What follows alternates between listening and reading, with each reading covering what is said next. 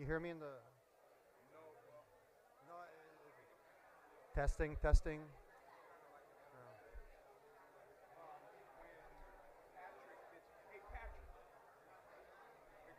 Yeah. Heather. Can't hear.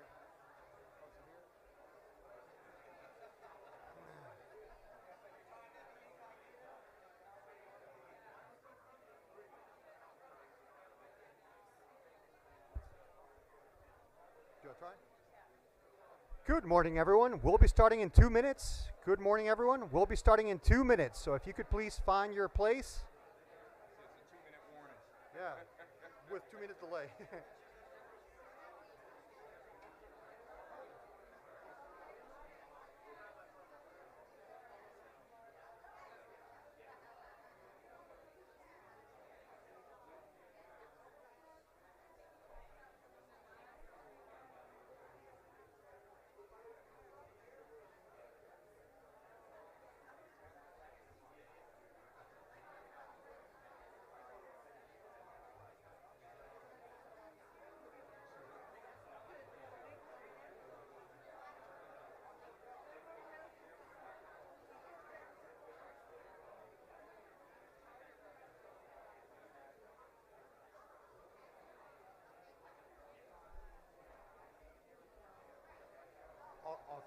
I'll kick it in.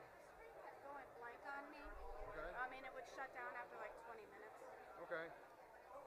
Then I'll.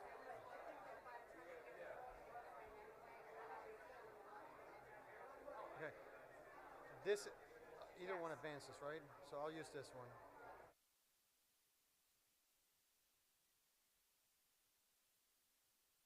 Welcome, everyone. Good morning. Good morning, and thank you for coming. I have a few housekeeping items before we start the program, so if everybody could please keep your cell phones turned on, and more to come on that in just a moment, but in silent mode, so keep your cell phones turned on silent mode. Bathrooms are to your left through the double back doors. Today's event is being streamed live and live captioned. To view the captioning, go to floridabusiness.org. In the media center, you look for closed captioning. There are question cards on each table, and fill them out, and our staff will come around and read them out after the panel presentation. And please, at this time, rise for the Pledge of Allegiance.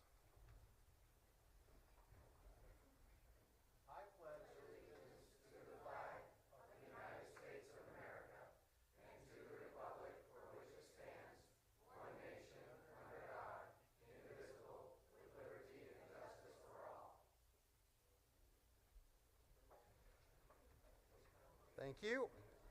I would like to take a moment to recognize some of our special guests in the room in alphabetical order. We have Jake, closer, oh, yeah.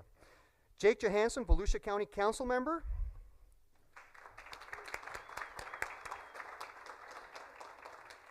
Matt Reinhardt, Volusia County Council Member. Danny Robbins, Volusia County Council Member. And finally, I get to say this, my favorite last name, Monica Paris, Daytona Beach City Commissioner. And Don Burnett, Port Orange Mayor. Oh, and I missed. Sorry, Will Roberts, Volusia County Tax Collector.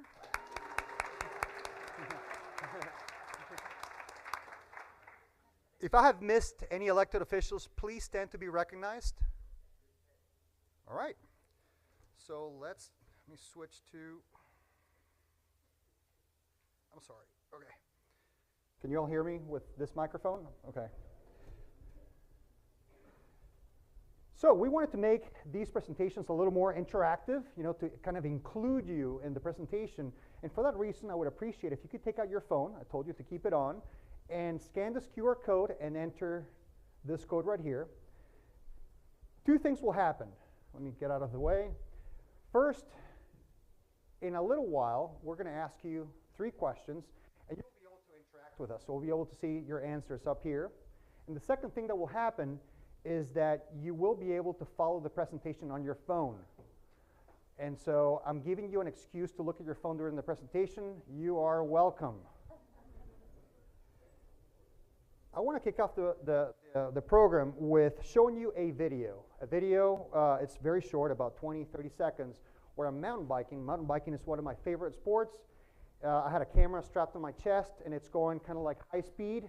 And you'll see an incident there. And let's just play it 1 second. So it will play automatically. So there, that's Doris Leaper Park. And I was there for a while, yeah. As you can see, it's high speed. Frank, you were right behind me, so. But the reason I show you this is because mountain bike, and let me explain what happened there. So I was going over a log, and let's see, am I in the right place? Ooh. Percent. Yeah, I see it. Great, so I can, okay. So, and it goes again. So I was going over a log, and I'm clipped onto the bike, and I fell sideways, and it looks only for like a second or two, but I was there for like a whole, minute laying down, and I am like, oh God, I'm gonna have to wait here until someone comes to help me unclip from the pedal, and I felt like I want to look like a total loser laying like this, but I got out. And the reason I'm showing you this video is because mountain biking is a passion for me, and I ride that trail. So this year alone, I probably logged in a little over 1,000 miles. And I'm sure that all of you have activities that you're passionate about, outdoor activities. Some of you love golfing, some of you love fishing, some of you love pickleball. So we all have something that we like to practice in this community. So today's presentation is really about the outdoor economy and the natural resources that we have. And for that reason, we were looking for a sponsor that had a close affinity to this topic. And I'm very happy to introduce a company that is a phenomenal community partner, Solus Boats. And if you can help me welcome Sarah Dougherty, the representative. Yes, please.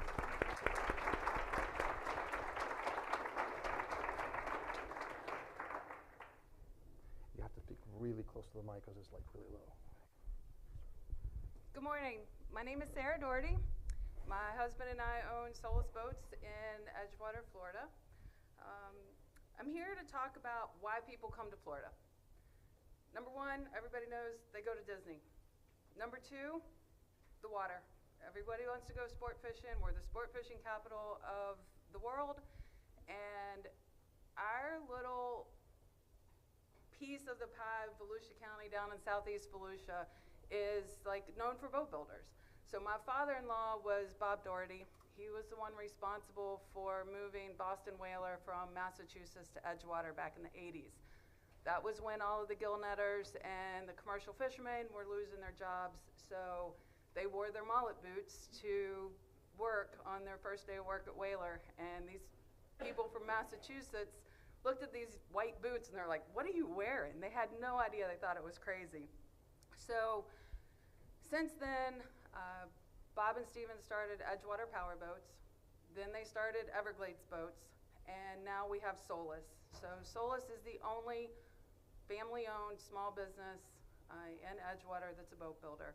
We also had one of our quality control people who left and started his own boat company, which is called Floyd Skiffs, and he's in New Smyrna Beach. New Smyrna Beach also has Diamond Suzuki, who is the second largest Suzuki repower company in the United States. So these are little facts that a lot of people don't know about Southeast Volusia. Little bit about my story. I grew up in West Virginia, small town. Grandfather was the only doctor. My mom was the school nurse for the entire area in our town, and I couldn't get away with anything. So I moved to North Carolina, went to college, and as every good story starts, I was sitting in a bar the night before graduation and decided to move to Florida because of the water. When I came here, I landed my dream job. My dream job was to always work around boats. I grew up on a river, and I always wanted to come to Florida to go to water ski camp, and my parents told me it was too far away. So I did 10 years in healthcare IT. I traveled the entire country. I've been to every state but 3 and a lot of the states, I would actually move into a hotel for months. But when I had no life, I decided it was time to get a real job and grow up, and went to work at Everglades Boats. Then I married the boss, and the rest of my life is where we are today. 3 kids and living my dream life on the water. Every single day, one of us is on the water. I'm not the only one like that, though. We have so many people in Florida that have moved here for jobs. They moved here for the weather. They moved here for the water. They moved here because this is where we all want to be, and so much is based around the outdoors. When we started Solace, we couldn't build boats. We couldn't spell the word boat because we had sold off the last company. So Larry McDermott, who's in this room, stood behind us and gave us a chance as Doherty Manufacturing. The other draw, like I said earlier, is Disney. So we built rides for Disney. We did the Star Wars ride. We have another Disney project we just got yesterday. We do work for Northrop Grumman. And we also build a lot of, probably very few people in this room know this, we're building a 56-foot catamaran for Merritt Yachts, which is, he's one of the biggest known sport fishing builders in the country and for the world, frankly. He competes with the North Carolina builders. So that's the biggest boat built in the city of Edgewater. The first boat was for Jimmy Buffett, and he obviously didn't make it through the build, but we're building 10 more of those boats for Merritt. We get calls every day, not every day, I'm exaggerating, but 2 days ago we got a call from a company who wants us to build boats for them. And I wouldn't let Stephen put his name behind that because I didn't want them to ride his coattails. We've worked way too hard for that. But we need to expand. We need to double production. We had the best Fort Lauderdale boat show we have ever had. I keep in touch with all the other boat builders. I spoke with Ben Cast at Everglades. He's the president of Everglades, and they had an amazing Fort Lauderdale boat show. I spoke with Jennifer Butera at Edgewater Power Boats. They had an amazing Fort Lauderdale boat show. So we're coming off this high going into winter, but we also have Miami, Palm Beach, and a few other big shows. However, we're getting hit with regulation left and right. We all just had the opportunity to vote on the right to fish and hunt in the state of Florida. However, on our side of the state, we can only go out 3 miles and be in state waters. Very little fish there. Our charter fishermen are down 40%. Boats are going on the market as used boats because of the regulation on red snapper. My son fished 2 weeks ago on a research trip with a biologist. It was all videoed. They have to catch, when they catch snapper, they have to keep the first 36 fish. I may not have my facts exactly right. Doesn't matter the size. They take the ear bones out, they clip all the fins, they send them off to the University of Texas to study the red snapper. So I don't know how many of you all in here fish, but if you go offshore here, you can't drop a bait down and not reel up a red snapper. I can tell you what you won't reel up. You won't reel up a sea bass. You won't reel up a grouper. There's so many of the smaller fish that aren't surviving because the red snapper have taken over, but we can't catch them anymore.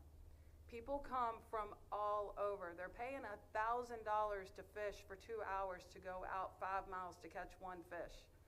You can go to Publix and buy that fish for 20 bucks, but it's the experience and the lifestyle that these people want that they're paying for. So if we don't get ahead of this, we're all going to be in big trouble, and it's not just going to be boat builders. It's going to be the dry stacks, the fuel stores, the tackle stores, the charter fishermen. It's so much broader, the marinas, the hotels. When I say people come, and I'm sure those of you who live in New Smyrna know that when it's snapper day, those guys start at midnight as soon as the clock turns to drop their bait in the water. And you can't move in New Smyrna because there's boat trailers where people have come in trucks from all over the country just to fish for one day. These poor charter guys are running 4 trips a day. just to make their money that they've lost over the course of the year. So the regulation, this is all coming down from NOAA, not our county, because it's all federal waters. The Gulf Coast they've actually extended their state waters out further, so they can go, it's not really as huge as an issue. They have closed grouper over there, but it impacts so many people, and I'm pretty passionate about it. Despite the negative news, again, boat sales are up, and we're seeing a big turn from where we were a year ago. It's not like COVID years. COVID did more for the boating industry than any amount of marketing could have ever done. It put families in the water because there was nothing else that they could do. It's our job now to keep those kids who were introduced to it on the water and find ways to engage them and get them out there. But again, if you close snapper and there's no fish out there, it makes it a lot harder. So again, the economy in our area alone, with all the suppliers that have moved in since Boston Whaler came down, it drives every aspect of our community.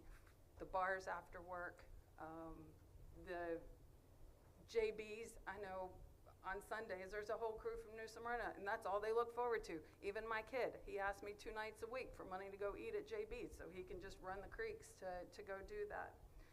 So I can't thank you all enough for supporting boating, supporting the industry. I love what I do. I love to go to work, and I don't want that to ever change. So now that I'm up here in front of an audience, I'm going to use the last 2 minutes to plug the program FAME. Can anybody raise their hand if they've heard of the program FAME? Okay, so a lot of you have. For those of you who haven't, FAME is Toyota's training program that Toyota used in Kentucky when they moved in. They couldn't hire people. They hired from their suppliers. Then they couldn't get supplies. So a gentleman developed a training program to put kids in school part-time part of the week and then at work part of the week. They get paid a living wage, and it's all calculated by the National Association of Manufacturing, so they tell us what we have to pay the student. Daytona State has been and is the best partner that we could have imagined. We were the first chapter. We were all guinea pigs with this, and I want to quickly tell a story about my first student. When I interviewed him, because the employers get to pick the student, when I interviewed him, he just looked down, he didn't speak, and all he said he wanted to do was wire car stereos. So Tyler he's graduated the FAME program, he's enrolled at UCF for a degree in mechanical engineering, and he's doing all of the composite layups in CAD for every boat that we build. Wow.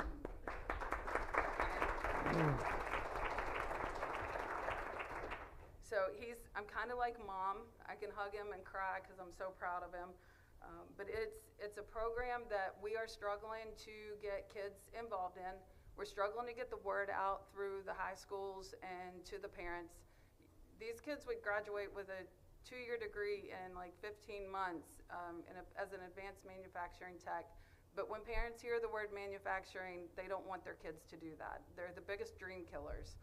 And it's really more than that. It's just exposing them to some of that and then letting them grow and do more. So if you guys can help us get the word out on FAME, we would greatly appreciate it. Daytona State's got a great piece of it on their website. You can just Google FAME Daytona State, it'll pop up. But that's my soapbox, and I appreciate you guys listening to me. And if you have any questions about boats, I'm happy to answer them, or how, Southeast Volusia County. Thank you, Sarah. Thank you.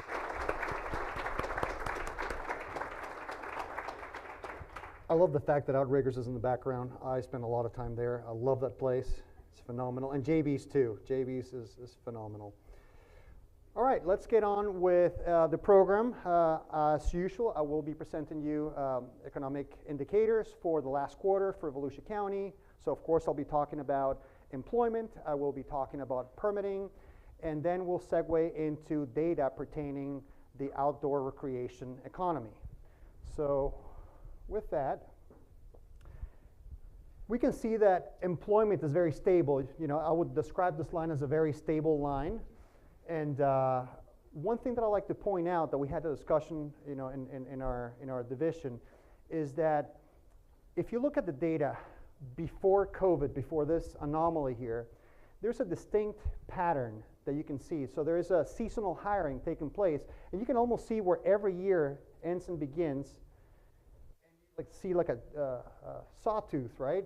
And that's all a seasonal hiring. Since COVID, you can't quite see that pattern anymore. But I'm not going to complain just because, again, we're seeing stability here. And that stability is also perceived at the industry level. If you look at all the different industries that make up our economy here in Volusia County, thank you, the growth, the addition of jobs is proportional to the number of people employed at each sector. Only 2 sectors lost a few jobs, but overall there's you know, a slight growth for a growth trend for employment numbers.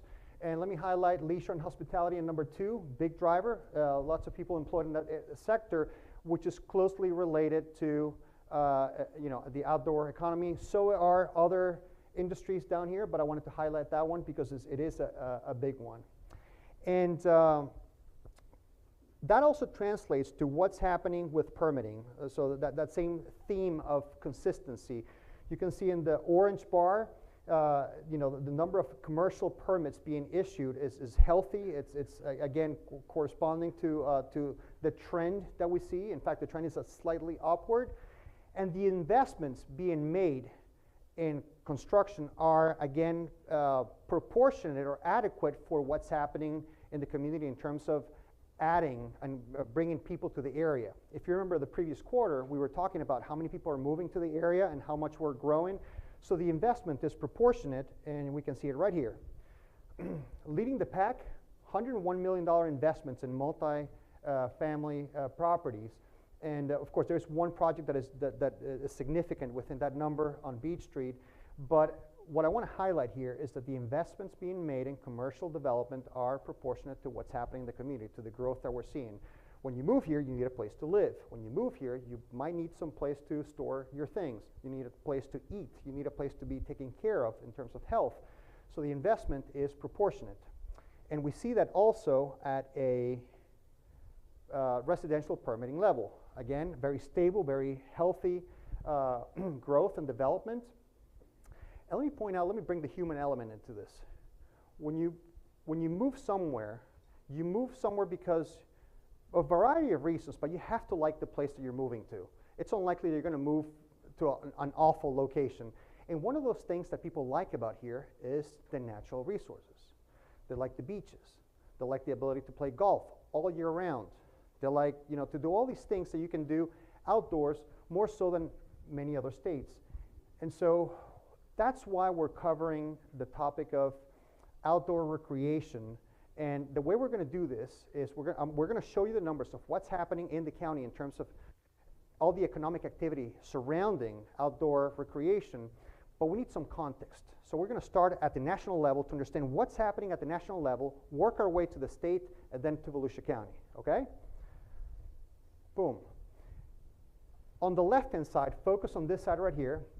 This is the growth rate of the U.S. economy, 1.9%, compared to, in the same time frame, the growth rate of outdoor recreation at 4.8, so more than double.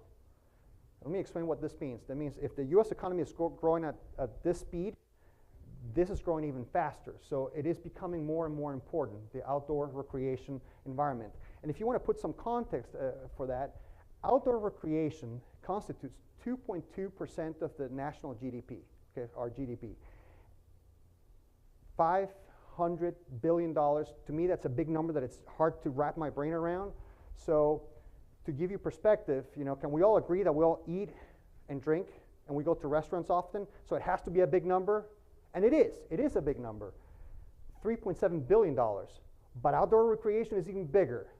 So now you have some perspective on how important, how big this outdoor recreation economy is at a national level. So let's take a look at what's happening at the state level. Florida ranks the GDP, so all the economic activity that takes place in Florida, 3.6% of that is outdoor recreation. So if you remember that I just told you that the US is at 2.2%, it means that the natural resources that we have are contributing more to the economy proportionally than the rest of the country. Of course, leading the pack is Hawaii. It shouldn't take us as a surprise that they're number one. A lot of people travel there specifically for the natural resources, and they have a big economy surrounding outdoor recreation.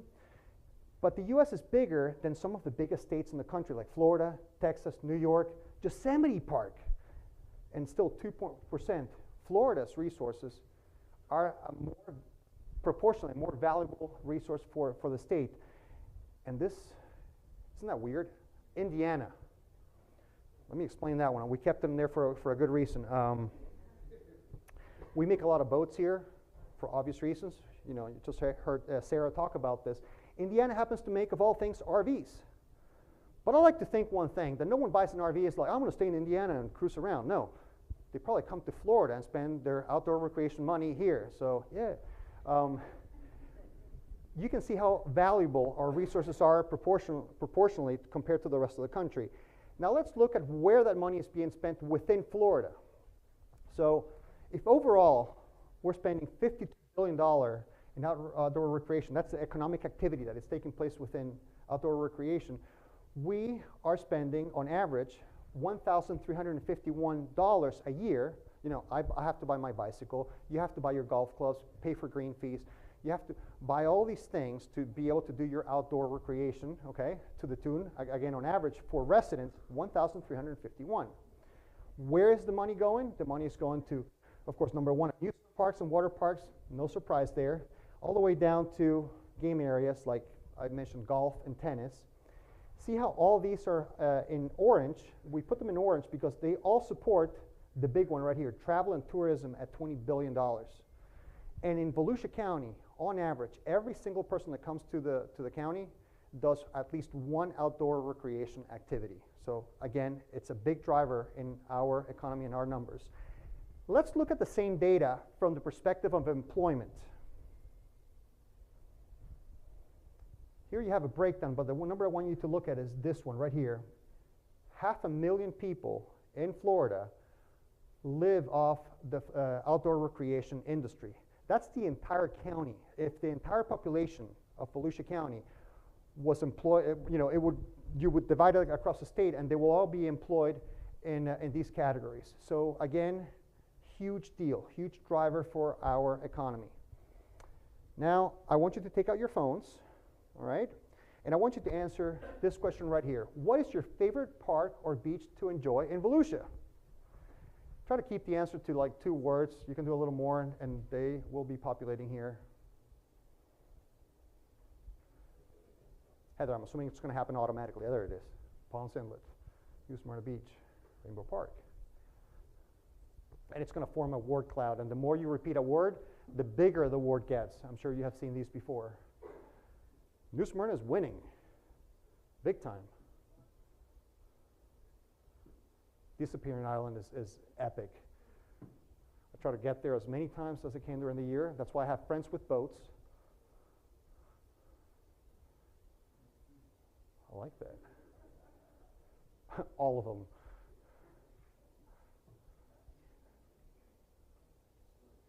You can see there's a lot. Beach, very well represented. We have other parks. Doors Leaper representing, thank you. Again, 1,000 miles in a year. I love that. So here you can see what assets we cherish, okay? And I'm sure that all of you, frequent these places, whatever frequency, but you're actively out there engaging in those activities. I told you there was going to be 3 questions. Now we go to number 2. So what is your favorite outdoor activity to enjoy in Volusia County? Wow, boating already has one. Boom.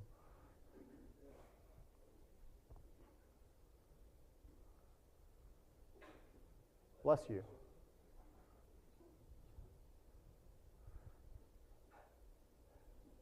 Danny, you need to click quickly on fishing or hunting so it comes up.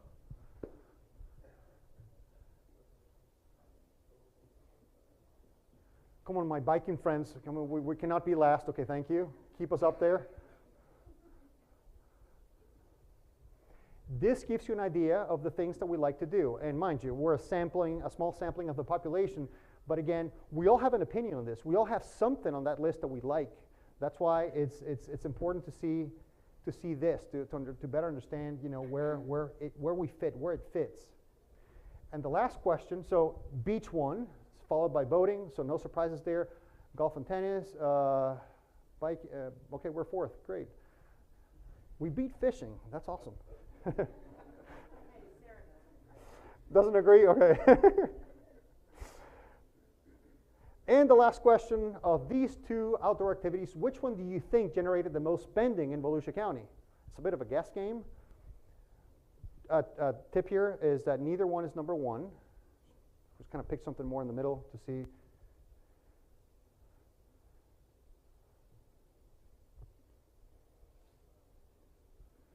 Man, number two is indecisive. It's like, do I grow, not grow? What do I do? So most people think that paddling or water sports, you know, would be more than camping and anything associated with RV, trailer, tent, and horseback. Okay. Now let's look at Volusia County. So in Volusia County, no surprise, anything pertaining boating is number one by a significant margin. And then number two, again, no surprise, the beaches. And it works its way down all the way to horseback riding at 14 million. But let me highlight one thing. If you combine number one and number two, you're about $1 billion. $1 billion that is directly associated with our waterways. So our waterways are a huge deal in the community. They drive $1 billion of our economy. So, you know, it's again, this gives you perspective on how valuable our natural resources and those outdoor recreation activities are for our community. And last but not least, I want to show you this map of Volusia County, and it highlights where all of these activities are taking place. So you can see where the trails are, highlighted in like an orange kind of thing. Here's the door sleeper, and if you look at my Strava, like it's always the same map. It's always that little piece of the world right there. I know it's a small map, but I encourage you to scan the QR code, and you're going to find that interactive map. You'll be able to zoom in, and you'll be able to click on anything. For example, this trail, and see how long it is, and see what kind of road condition it has. Is it paved? Is it not unpaved? So yeah, very valuable resource.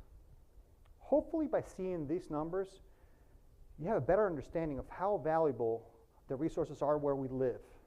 And so with that context, it will make sense that we are bringing our panelists today, our experts, our rock stars really, in the world of stewardship of these resources.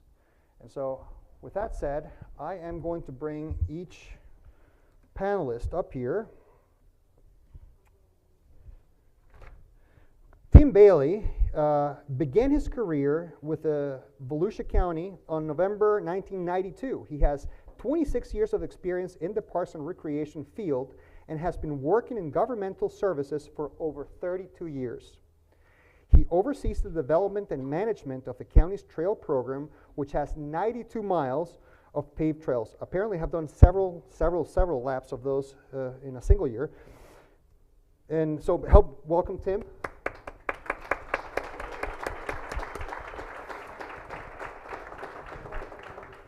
We also have Jessica Fentress.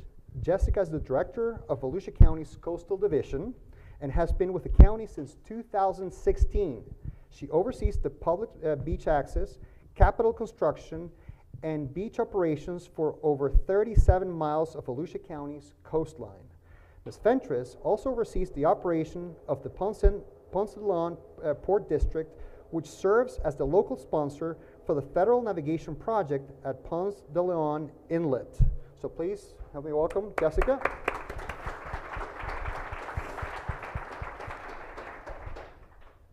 I need to turn off my mic here and switch to the handheld.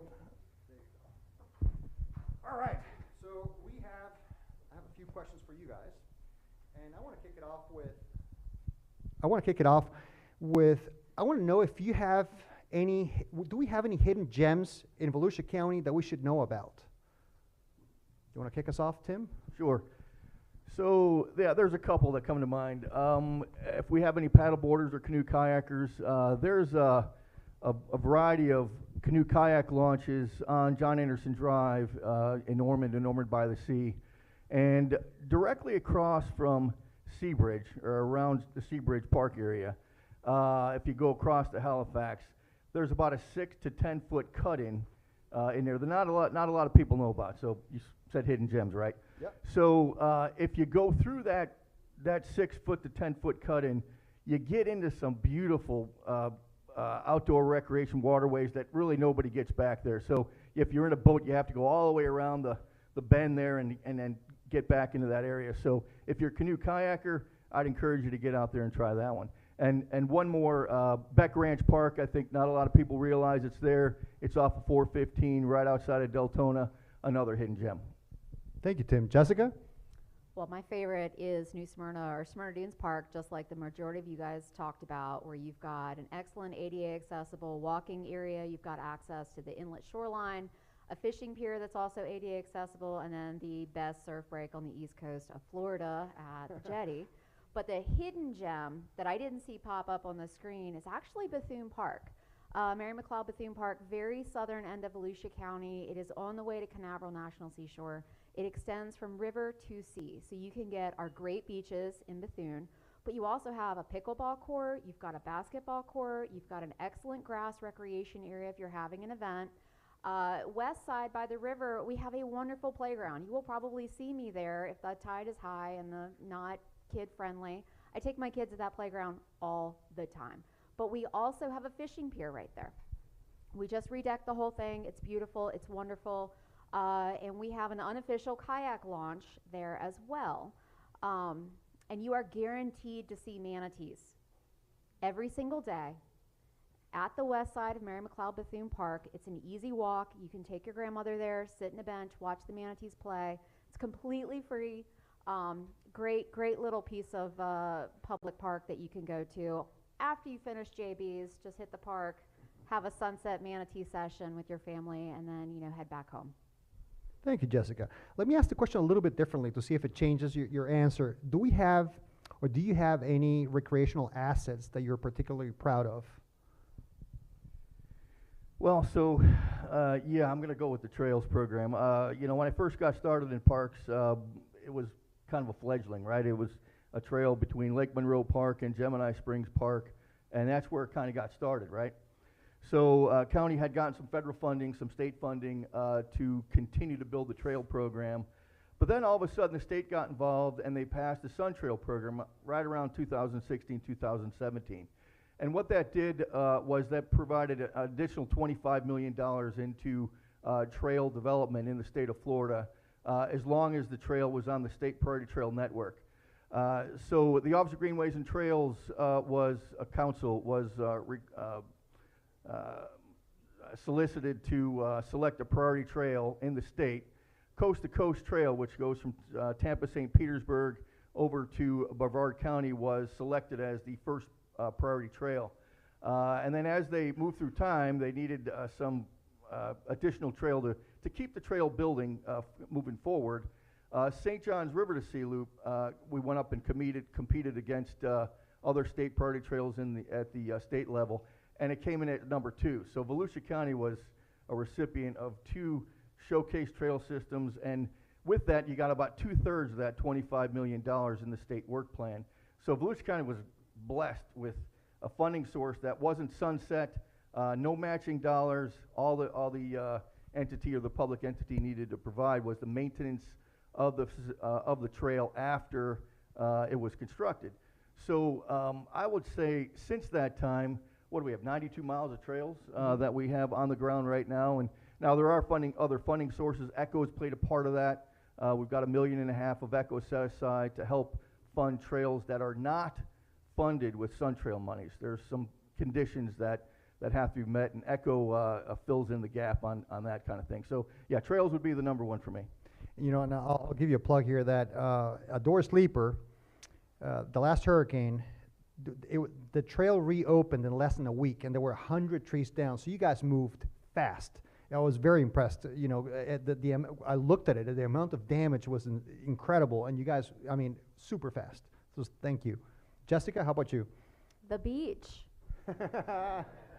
We all know ourselves as the world's most famous beach in Daytona, but what I don't think our community understands is that we are the world's most accessible beach. We have over 174 public access points onto our sand, along with over 2,000 off-beach parking spaces and 17 miles of driving.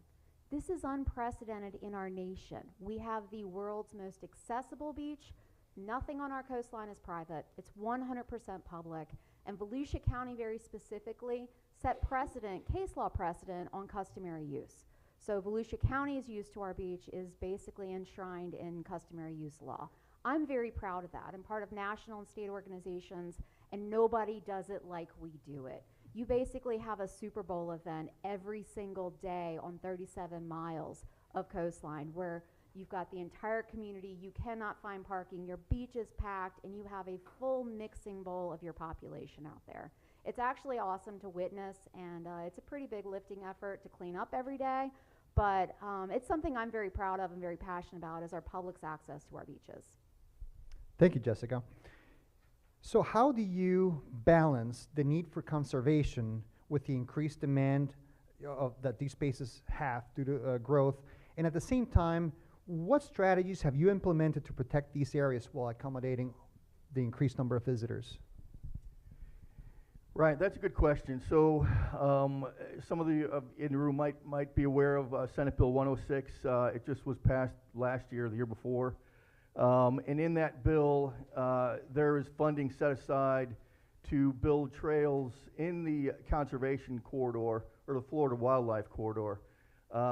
Also in that bill, there's some conditions of what that access could be, and it's paved trails or a hard packed surface. And currently, Florida Department of Transportation has defined that as being a roadway, or kind of like a roadway, right? And so when you're looking at our conservation corridor, you really can't put a roadway or a paved trail with those conservation easements, and it's inconsistent with the management plans of those conservation areas. So what we did for access, right, to try to marry those needs is we built a prototype. It's about 200 feet wide. It's about 6 inches deep. It's a geo-web fabric that you pack with 57 stone, and you top it with crushed concrete, and then you roll it, right?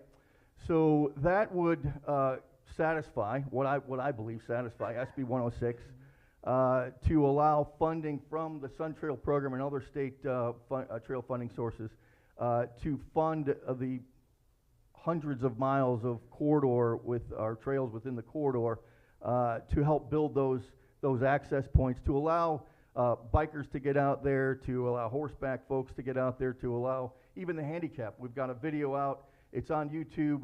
We're going to present this topic to the state on December 4th and 5th. If they buy into that, it could be millions of dollars into the Volusia County's development of natural trails inside the corridor. And for those of you that maybe not totally aware, 2/3 of Volusia County is in public ownership, right? So that's a big number. You have a lot of access points in those corridors that are already disturbed. You have roadways, you have fire lines. So putting trails on those areas could mean a lot of folks accessing those lands that they historically couldn't access before. Thank you, Tim. Jessica? I'm going to hit two things here. One, Volusia County, you know, we've got 37 miles of coastline that we manage, 47 if you include the North Shore Park and then Canaveral National Seashore. Of our 37 miles, you have driving on 17, which means we have 20 miles that we manage that are dedicated to conservation. This is your no-drive areas. And we're able to balance that intensive need for public access through the beach driving. But then we also have areas where you can be in a non-driving location, and you have the environmental protections that come with it. You're not allowed to have concessions in this area. It's kind of more of a low-intensive usage. We have the Marine Science Center as part of our habitat conservation plan and an incidental take permit. That is critical. We have a shorebird rehabilitation facility and a sea turtle hospital there. And I don't know if you know this, but they do school events to take the elementary school children in basically every single day from Monday through Friday during the school season, where they are teaching our next generation about conservation. On the other side of this, I know that Solus Boats is a sponsor, and we have an artificial reef program. We have one of the best artificial reef programs in the state of Florida. We're not, West Palm, where the water's beautiful and gorgeous every day, but we have a very active artificial reef program, and within the last 2 years, we have permitted a 2.9-mile artificial reef, which just inside of that 3-mile mark, which allows you to catch and keep your snapper every single day as long as you hit your limits. We most recently, this past year, got the first permit approved in the state of Florida for the Atlantic Ocean for something called a FAD. That's a fish attraction device. It's for about 90 miles offshore, and this is for the big boats that like to run and like to catch the really big fish. Once the Army Corps finishes their inlet and ICW project, we are going to start mobilizing again on creating this FAD, making it into existence, and then we're also going to start replenishing the 3 2.9-mile reefs that we have off our shorelines. For more information on our reef program, please go to volusia.org/reefs. All of our numbers are publicly accessible. You can download it into your GPS device on your boat. It's completely free, completely available. If you got any questions, my card's on the table. Thank you, Jessica. Now, we were looking at data that's showing we're not going to contract. We're growing, and we're continuing to grow. Let's hear about the plans that you have in the future for each of the resources that you manage. Is there anything you're doing to help preserve these habitats for future generations? Well, when you say grow, can I go into active recreation? Can I talk about that? Sure. All right. And there's some council members in the room, so I don't want to get too far ahead.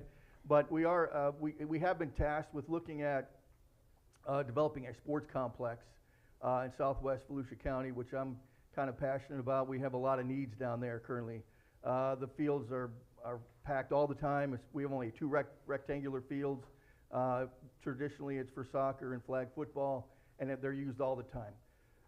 So we're really trying to get a development and a partner to help us develop that sports complex, which we have about 120 acres just across the street from the PFC Emery Bennett Veterans Memorial Park.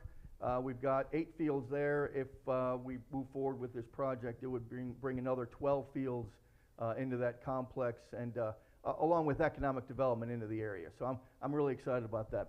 Awesome, thank you. Yeah. So God's not giving us any more beach, right? You are hard limited at 37 miles of coastline that we manage. What we're doing is we are investing in rehabilitating our aging infrastructure to make it more accommodating for our upcoming generations. Our primary battle is ensuring that when we have a beach in 50 years, that our children and our grandchildren and our great-grandchildren can use. But we also need to make sure that our beach is respected, maintained, and that it stays a pristine environment. So we're working with our communities, our neighborhood contacts, our philanthropy organizations, and we're trying to ensure that we're still going to have a beach in 50 years. Thank you. And I know that education is, or community education about the resources is a big deal to both of you. And by the way, there are tents on each table that have 2 QR codes. Those are apps, one for the beach, one for the trails, and they're wonderful. Every time I go to the beach, I do not leave the house before looking at it to know where how the tide is, and to know which ramps are right now letting cars through, and it just saves me a lot of time. I know where exactly to go, so I would recommend that you scan those. But along those lines, what do you have any active educational programs to help the community understand what you do and the value of these resources? Yeah, there's 2 programs that are out there that we help educate the community. One is the Parks and Trails mobile application. It has all of not only the Volusia County managed assets, but also all the cities in that application as well. And it'll if you're on a trail, you mentioned the interactive map here. In that mobile application, it'll show you where all the natural trails are, and blue ways, and birding trails and paved trails. If you're on the trail, it'll tell you where you are on the trail. If you're interested in another amenity near the trail, there's a little button. It says Near Me. It'll give you 25 different recreational assets that are near you, and you just select one that you're interested in, and it'll guide you right to that location from where you're at. There are also special event information in there if you're planning your trip from out of the area. So it's a good source document or source application if you're interested in recreation or outdoor recreation. It's good mobile application. The other informative piece that I think might be helpful is it's a site called Sports Volusia.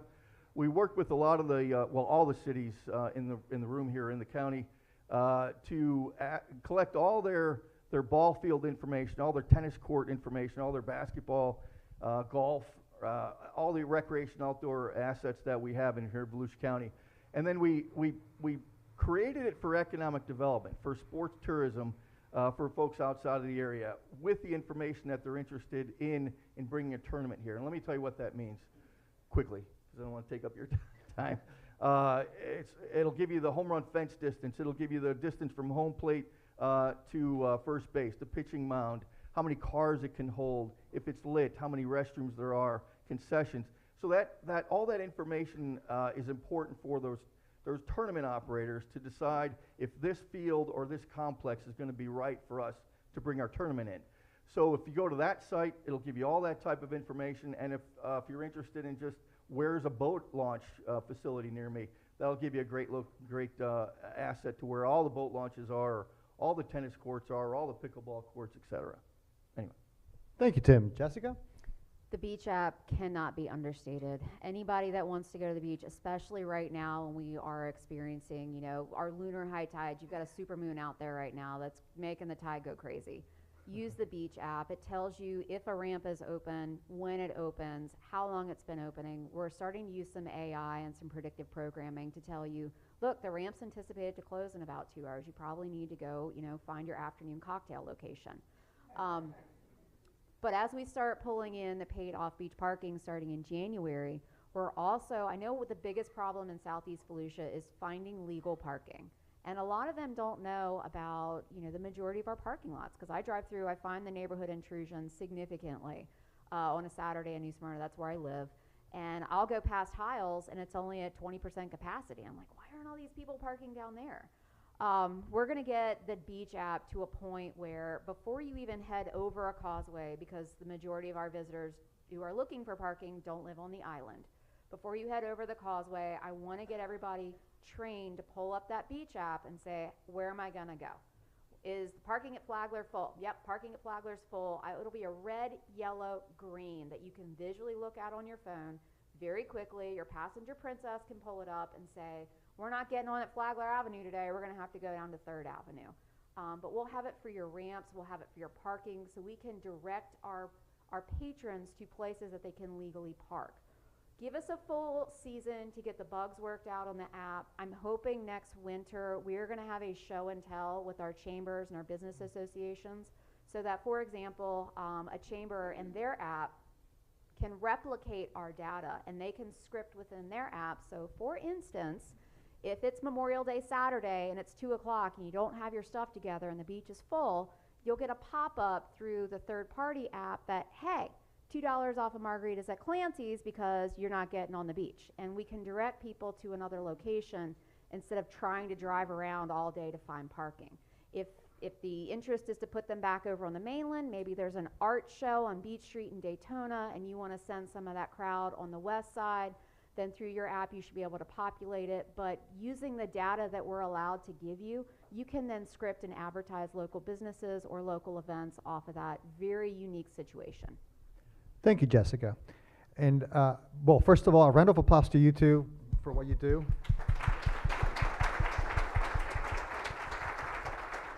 And I believe we may have some questions from the audience. And I think, Brad, you're I've got one question to start with. If you have a question, write down on the card. We'll pick that up and we'll go through that. First question, Tim, you've spoken a lot about trails. Yeah. Here's a when question. When does the Coast to Coast Trail complete? Okay, great question. So for those of you interested in the Coast to Coast Trail in Volusia County, it's complete. right? From DeBerry all the way over to just over to the Brevard County line there, it's all in place, right? So when you're looking at the rest of the Coast to Coast Trail, there's a small gap. I think it's called the West Orange Trail. I think it's 3.5 miles. It's fully funded right now in the 5-year work plan with FDOT. But then there's about a 20-mile gap in the center of the state that is also a part of the 5-year work plan, but it's towards the 5th year of that of the 5-year work plan before that'll be constructed. Everything else west of that and everything else east of that is completed up to the National Seashore in Brevard County. And to be honest with you, I don't think they're ever going to build that trail on the National Seashore. So it'll probably end in Brevard County before it gets to the ocean. I'm a fan of bringing them up to New Smyrna Beach and bringing them in through Gracie Bark Park there. That'll give you ocean to ocean if you end the trail in Volusia County, not in Brevard County. Not sure that'll pass, but anyway, for anyone New Smyrna Beach out there, that's my recommendation. Thank you, Tim. Jessica, have one for you. What are your thoughts on living seawalls?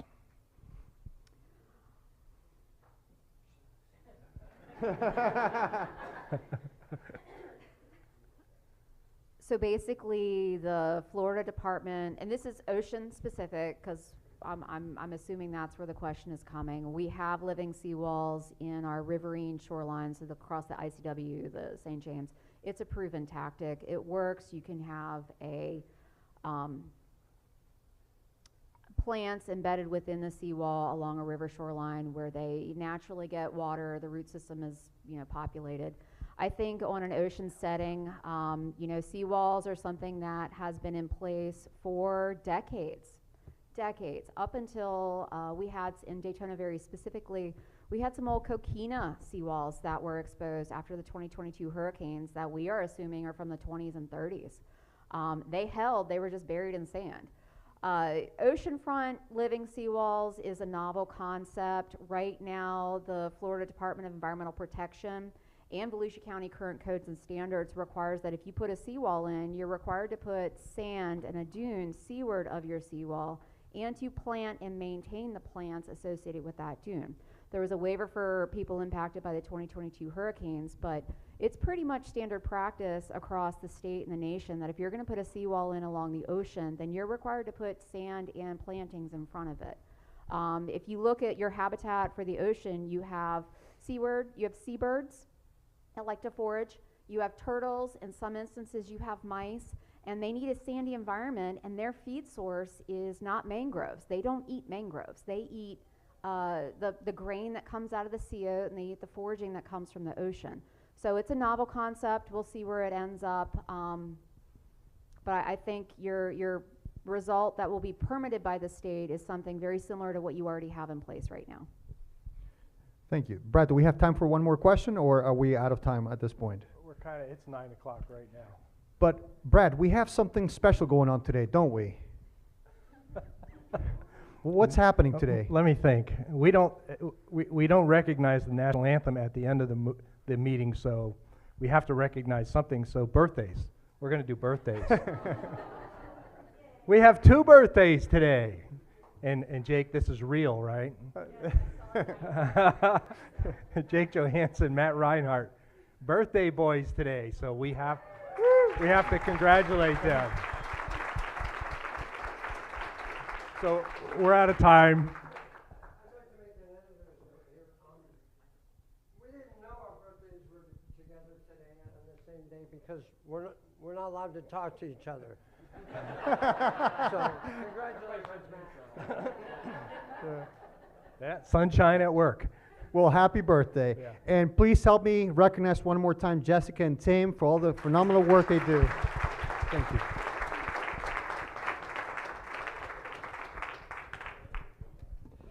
And if you hang tight with me one second, I would like to recognize there's a group of individuals who work really hard at making this event a success. sometimes I feel that I just have to show up and magically everything is ready, and I just have to, kind of talk about the numbers they put together and the logistics that they coordinated. So I want to thank my team, the Economic Development Division folks. So Brad, Heather, Ricardi, Tatiana, thank you for what you do. So.